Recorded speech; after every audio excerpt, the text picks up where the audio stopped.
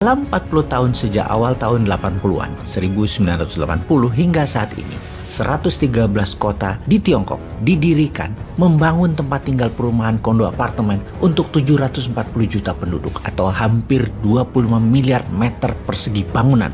Mereka membangun 270 ribu kilometer jalan raya dan anak jalannya, membangun 87 ribu kilometer rel kereta api biasa, dan membangun 25 ribu kilometer rel kereta api cepat, 20 pembangkit listrik tenaga nuklir, 55 power plant berbasis batu bara, solar, dan lain sebagainya, dengan total 250 megawatt listrik beserta jaringan transmisi ke seluruh Tiongkok, membangun 17 bendungan dan jalur irigasi, dan berbagai pembangunan lainnya dengan nilai investasi mendekati angka 50 triliun dolar jika diakumulasi nilai tersebut dalam 40 tahun, atau senilai hampir 400 kali APBN Indonesia yang hanya 130 bilion dolar. Dari mana uang Tiongkok bisa segitu banyak? Adakah yang memberikan Tiongkok pinjaman? Atau dari dagang? Atau dari modal 10 jual 15 untung 50%? Jadi dengan 50 triliun dolar tersebut yang buat membangun Tiongkok harus punya omset atau harus punya revenue 150 triliun dolar selama 40 tahun, alias Tiongkok untung dagangnya 1 triliun dolar berturut-turut tiap tahun selama 40 tahun. Oke, mungkin aja. Tapi siapa yang beli? Emang ada yang beli dengan nilai segitu besar? Sewaktu awal tahun 80-an, Tiongkok menghasilkan apa? Kalau 10 tahun terakhir mungkin dagangannya untung 1 triliun dolar, surplus per tahunnya mungkin di tahun 80-an, di tahun 90-an, di tahun 2000. Bagaimana Tiongkok membangunnya? Jadi pertanyaan sekali lagi, bagaimana cara Tiongkok membangun semua itu di awalnya? Kita lihat ke Indonesia sekarang. Untuk membangun ibu kota baru, IKN, hanya sarana dan prasarananya saja perlu 1.000 triliun rupiah anggarannya. Kemudian perlu 10 tahun untuk membangun fisiknya.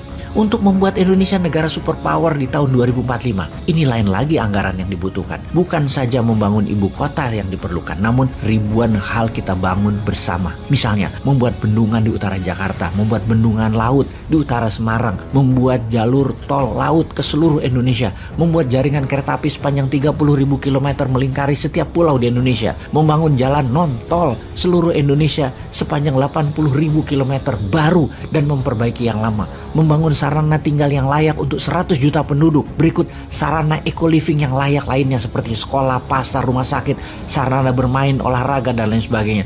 Membangun 1 juta kapal nelayan, membangun kekuatan pertahanan laut, darat, udara yang kuat, mendidik 50 juta penduduk memiliki keterampilan usaha, memiliki keterampilan produksi, dan memiliki keterampilan digitalisasi di dalam dan di luar negeri. Bagaimana memberikan 20 juta UKM dimodali untuk meningkatkan usaha dan meningkatkan produksi. Dananya pasti diperlukan bukan hanya 11.000 triliun rupiah atau dalam bilangan dolar 750 billion yang belum juga 1 triliun dolar, maka kita perlu dalam 23 tahun ke depan setengah apa yang diperlukan Tiongkok membangun. Indonesia butuh sekitar 25.000 billion atau 25 triliun dolar, atau setiap tahunnya lebih kurang 1 triliun dolar atau 1.000 billion dolar. Baru pada tahun 2045 Indonesia menjadi negara superpower sejajar Tiongkok, sejajar Amerika. Dari mana 25 triliun dolar tersebut? Atau per tahunnya dari mana 1 triliun dolar? Atau dalam 1 tahun perlu dana segar sebesar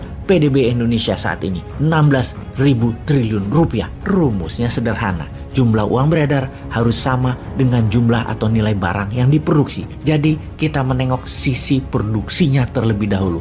Apa yang mau Indonesia bangun untuk membuat Indonesia menjadi negara superpower di tahun 2045, Indonesia emas, Indonesia 100 tahun merdeka. Kita hitung atau kita buat cost accountingnya terlebih dahulu. Kita rinci apa yang mau kita bangun, apa kebutuhan dasarnya, kebutuhan materinya, kebutuhan teknologinya, kebutuhan alat dukungnya, kebutuhan keterampilan SDM-nya. Kita mulai dari yang Indonesia bisa 100% dan bahan bakunya 100% Indonesia bisa dan 100% Indonesia punya. Maka membangun 20 juta rumah tinggal, 80.000 kilometer jalan raya, jembatan, dan lain sebagainya, sarana tinggal seperti sekolah, kampus, rumah sakit, pasar, kapal nelayan, pertanian, perkebunan, pupuk, dan penunjang lainnya, 100% Indonesia bisa. Kita bisa mulai dulu segera. Bagaimana kalau tahun 2023, tahun 2024 ini dulu kita bangun, yang kemudian bertahap apa yang akan kita bangun demi Indonesia menjadi negara superpower. Kita siapkan apa yang kita tidak ada unsur importnya untuk kita bangun